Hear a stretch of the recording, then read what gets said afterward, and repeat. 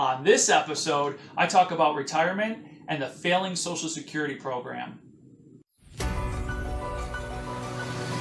I go beyond the philosophy, and I give you real life application. I am Coach Nino Villa.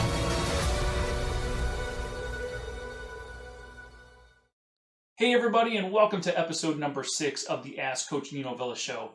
I wanted to start this episode off with a story of a phone conversation I recently had with a viewer. The other day I had an opportunity to connect with Jim, and Jim had a question about his Social Security benefits. See, Jim is 62 years old. He started working when he was a teenager, and he paid Social Security taxes. After a couple of years of working, he decided to enlist in the United States military, and he served the country for a handful of years after that.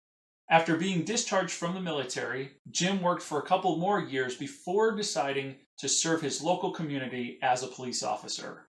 Jim worked as a police officer for 25 years. After retiring from the force, Jim learned that he was a few credits short of being eligible to collect Social Security benefits. So Jim decided to continue to work so that he could earn the credits needed to collect Social Security. Now, at retirement age, Jim has called the Social Security Administration to determine what his monthly benefit would be, and he learned that it would be just a little over $800 a month. After learning what his benefit would be, the Social Security Administration employee asked a fairly common question. He asked Jim, "Do you have any other source of income?" Jim replied and let the employee know that yes, he does collect a pension from his time as a police officer.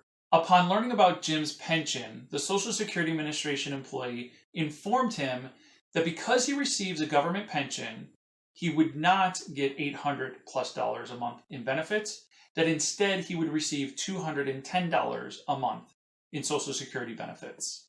It is true that Jim did not have to pay Social Security taxes for the 25 years that he was a police officer. So my first reaction was, well, that makes sense. You didn't pay into the Social Security program for 25 years of your working life, so of course your benefit would be reduced. But the more we talked about it, the more I began to realize that the benefit isn't calculated on the number of years you contribute to the program. It's based on the amount of money you've paid in Social Security taxes. So see, if Jim had simply stopped working for 25 years, he still wouldn't have paid Social Security tax, just like he didn't as a police officer, but he would still get an $800+ benefit each month based on the amount of money he did contribute. And so he was being penalized and his benefit being reduced simply because he receives a government pension. And this is when Jim shared with me, and I learned a lot more about what is called the Windfall Elimination provision. So this provision basically states that if you are a local or a state government employee who doesn't have to pay Social Security tax and you receive a government pension, that the federal government can cut your Social Security benefit. See, we have all heard that the Social Security program is in trouble, and I'm guessing that this windfall elimination provision is just one failed attempt at fixing the problem. So Jim's question was essentially, how is this fair? Why am I being penalized for having a government pension, and why are my benefits being reduced? Well, after talking with Jim for quite some time, all I could come up with is this is how the illogical redistribution of wealth social programs work. This is an example of taking from Jim because he has means, right? He has a pension, so he doesn't need all these Social Security benefits. So we're going to take those benefits that he paid into and paid for, and we're going to give them to somebody else. Social Security, by my account, is forced retirement. So let's take the government out of this for just a moment in the sense of it being Social Security.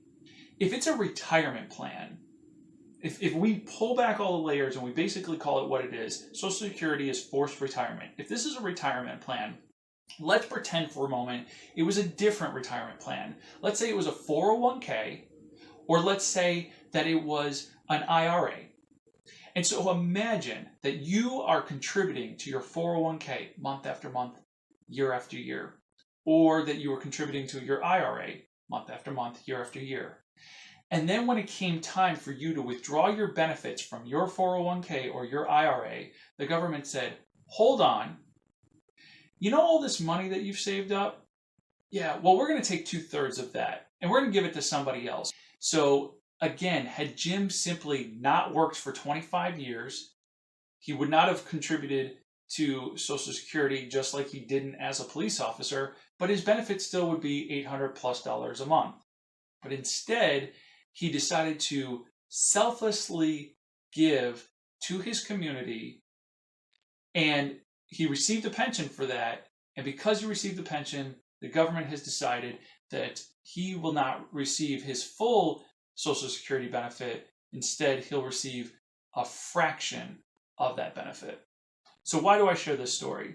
I share this story in hopes that anyone watching who's in a government position like Jim, who doesn't pay Social Security tax and is expecting a pension, ask themselves, are they okay knowing that their Social Security benefits are going to be reduced simply because they're receiving a government pension? If the answer is yes, then there's no action required. But if the answer is no, if you don't think that that's fair, and if you're not okay learning that, then what are you going to do about it? As for Jim, he's going to write the state senator and congressman. Might you do the same? I want to thank Jim for taking the time to have the phone conversation with me and for really helping me to dig deeper and learn more about Social Security. I appreciate the opportunity to try to answer his question. Now, I might not have done so successfully, but I appreciate the opportunity. So in the interest of time, that's the one and only question I'm going to address on this week's episode, but be sure to submit your questions so that I can answer them on a future episode.